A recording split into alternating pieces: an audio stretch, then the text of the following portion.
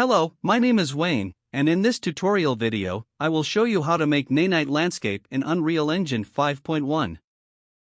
Here on the screen you can see me, how I enable the Nanite triangles view, but the landscape disappear.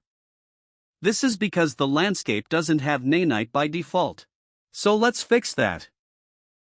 First we need to select a landscape by clicking on it, and look for the Nanite settings in the Details panel. Here, check Enable Nanite, and click Rebuild Data. Just wait until the shaders are loaded and ready. And that's all. Now let's see if the Nanite is really here. Yeah, triangles are everywhere, it was that simple. That's all for this video. If you enjoyed this tutorial, I will be happy if you subscribe this game development YouTube channel. It means a lot to me. Thank you. Have a nice day. Bye.